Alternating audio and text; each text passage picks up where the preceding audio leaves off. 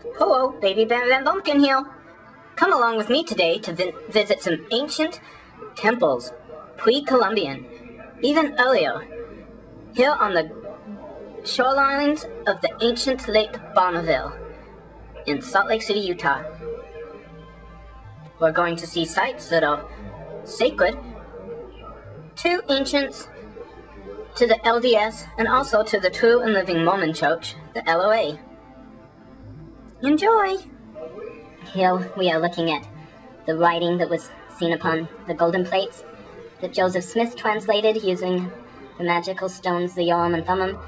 These writings happen to be made and be in Reformed Egyptian. This is Reformed Egyptian, an alphabet. Now, just west of those temple stones is a very important site to both the LDS and the LOA. It is actually called Ensign Peak. This is a point of which, when Brigham Young first came into the Salt Lake Valley, he had been shown this point in a dream, and upon seeing this, made him say, "This is the place." And they knew that this was the place to be. But this is a very sacred temple that was also built by ancient inhabitants of this great land of ours. Now, here you can see is the state of Utah flag, the American flag, and then next to it is the flag that was the flag of the Nauvoo Legion. But this is the Monsonites or the Brighamites version, and this is the original flag by the Nauvoo Legion, which was Joseph Smith's. And this flag is also sacred to the LOA. Now, here at the head of Ensign Peak is a structure that was put here by the LDS Church.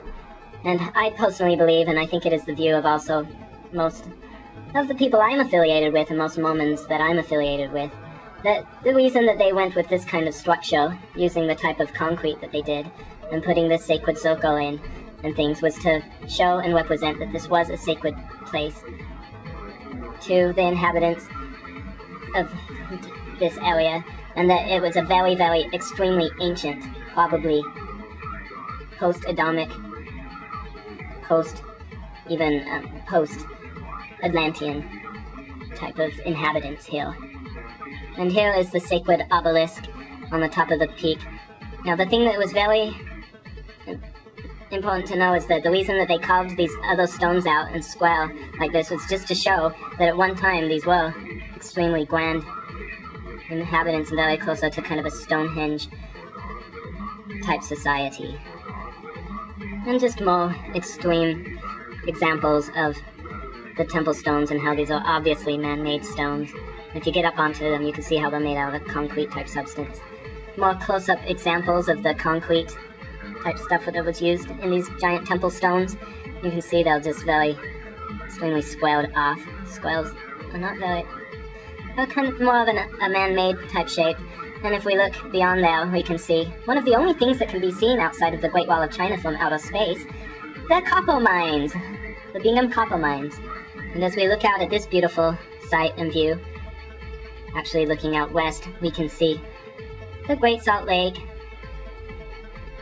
the only inland sea, and an extremely salty sea, and a place you saw in some of my other videos, Antelope Island, where we went and saw some antelope on summer solstice. But that's the Great Salt Lake, remnants of the Great Bonneville, Great Sea of Bonneville.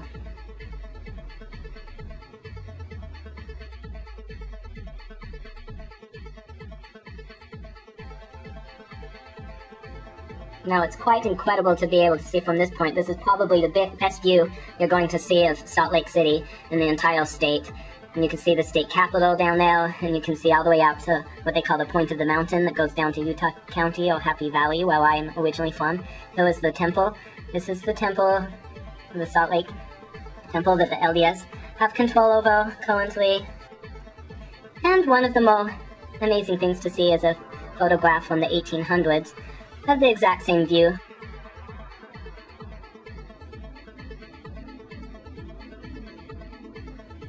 It's just incredible how much it's changed. Now, like I said before, this is an extremely sacred place, not only because of it being an ancient temple of ancient inhabitants here upon this land, but also because to Mormons, this was the point of which we did our sacred rituals and originally did the endowment ceremonies and our sealings full time in all eternity, prior to the completion of the Salt Lake City Temple. So the LOA also does rituals up here that can be seen and sometimes looked at as being somewhat like a druid type ritual. And you can see here is the plaque of Kolob. Kolob was the planet nearest to is the sun nearest the planet of where God, our God, the Mormon God Amen, is from. And you can see over the valley from the sacred obelisk and the plaque of Kolob. But it's just amazing. It's beautiful up here. This is a very sacred place for us. If you can't go, since you can't go into the temple, I would recommend going here if you visit Salt Lake City, because the same ordinances that are practiced today inside there secretly were done in this sacred place. You know, this sacred plaque of Kolob, where God is from. This is an actual time portal and a sacred vortex, so I highly recommend it.